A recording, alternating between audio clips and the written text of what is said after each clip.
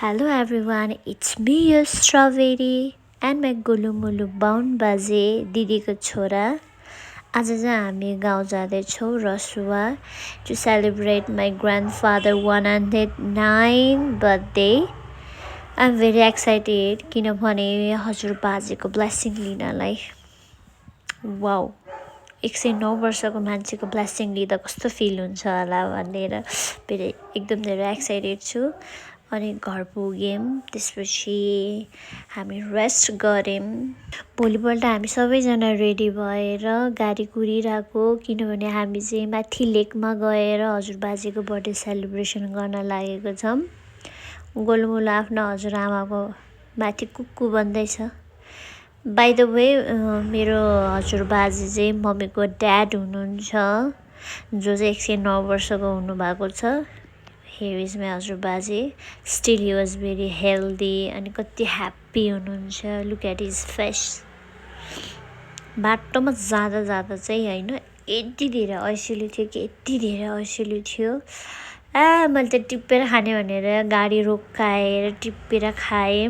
त्यसपछि हजुर बाजेलाई नि लिएर आइदिएको। हजुर बाजेले यस्तो त मैले कति धेरै नखाने अब भनेर आफै खाइदिएँ मैले नि गम।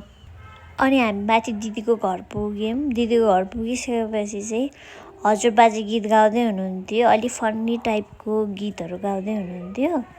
खासै मैले त बुझेन, तर सबैजना फन्नी टाइपको गीत गायो भनेर नि हाँस्दै हुनुहुन्थ्यो। हजुर बाजे पनि कस्तो ह्याप्पी भइरहनु भएको छ। त्यसपछि हामी सबैजना मिलेर हजुर बाजेलाई ड्रेस चेन्ज गरिदिएँ। त्यसपछि अब केक कटिङतिर लाग्यौँ। सबैजना केक कटिङ गरिसकेपछि हजुर बाजेलाई अब खाजा लगाइदिने गर्दै हुनुहुन्थ्यो। अनि ब्लेसिङ हजुर बाजेले ब्लेसिङ दिँदै हुनुहुन्थ्यो। अनि म सबसे कान्छी थियो, सो द्याट मैले सबसे लास्टमा ब्लेसिङ पाएँ। अनि सबैजनाले मलाई जिस्काउँदै हुनुहुन्थ्यो के भनेर ब्लेसिङ लिइरहेको बेलामा। सबैजनाले ब्लेसिङ लिइसकेपछि चाहिँ हामी सबैजना खाने, गीत गाउने, रमाइलो गऱ्यौँ। बाइ द वे यो 5 लेडिजहरू चाहिँ हजुर बाजेको छोरीहरू हो। अनि खासमा त 7 जना हुनुहुन्थ्यो, 2 जना अलरेडी बित्नु भइसक्यो, सो 5 जना मात्रै हुनुहुन्छ। अनि मेरो मम्मी सबसे कान्छी। अनि हामी रमाइलो गऱ्यौँ, खायौँ, यति हो।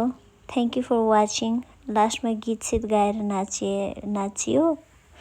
अब के गीत गाएको चाहिँ मलाई खासै थाहा छैन, तर एकदम रमाइलो भएको थियो। Ta-ta, bye bye, see you.